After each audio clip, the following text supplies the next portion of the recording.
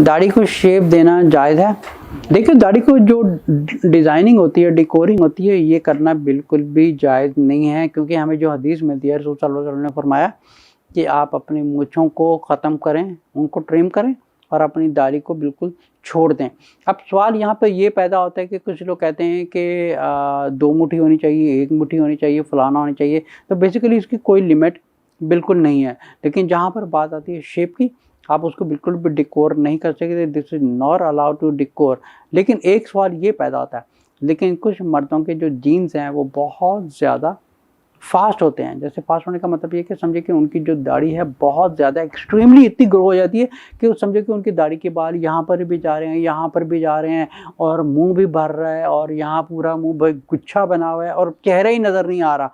तो इस सिचुएशन में आप हदीस को फॉलो करेंगे कि जहाँ पर लिखा हुआ है दाढ़ी को बिल्कुल छोड़ दें। तो रसूल सल्लल्लाहु अलैहि वसल्लम का कहने का मतलब है कि दाढ़ी को छोड़ने का मतलब ये है कि दाढ़ी को जितना ज़्यादा आप उतना बढ़ने दें, और उसकी जो शेप बनाने का जो जायज़ कुछ उलमा करार देते हैं, and I agree with that, कि उसको इस शेप में बनाएं, कम से कम एक नाइसली आपका चेहरा साफ़ सुथरा नज़र आए। अब ऐसा नहीं है, क्योंकि रसूल सल्लल्लाहु अलैहि वसल्लम ने फरमाया कि दाढ़ी अब there was a very funny photo कि किसी ने सऊदीया में से भेजी थी, उसमें एक शख्स की दाढ़ी थी, वो घुटनों तक जा रही थी। अब ये क्या सुन्नत पूरी हो रही है? दिस इज़ नॉट अ सुन्नत।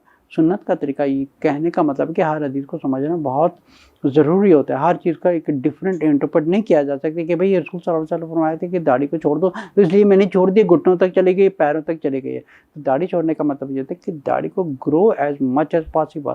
लेकिन कुछ लोगों के जो जीन्स ज़्यादा होता है, उनके चेहरे के समझ के यहाँ पर बहुत ज़्यादा बाल आ जाते हैं, यहाँ तक बाल आ गए, यहाँ पे आ गए, समझ के चेहरा कवर होना शुरू हो जाता है, यहाँ पर बहुत ज़्यादा बाल, इतना बदन वो तो पूरा ढेर बन जाता है। तो इस सूरत में क्या करेंगे? इस सूरत में एक जायज़ है, व्हाट इज़ रेकमेंडेड, कि आप अपनी दाढ़ी को अच्छे तरीके से साफ़ सुथरा बनाएं। साफ़ सुथरा कहने का मतलब ये नहीं होता कि आप उसकी वो जो कुछ स्पेशल रेज़र लेके उसकी डिज़ाइनिंग शुरू कर देते हैं, ट्रिमिंग करना, उसकी कोई शेप्स बनानी, डेकोरिंग करनी, उसमें डेकोरेशन बनाने।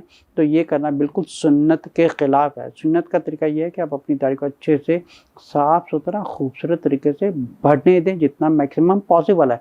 लेकिन अगर बहुत ज़्यादा बाल आपके इधर उधर जा रहे हैं जीन्स की वजह से, then you have to make a nice shape to look nice, good appearance.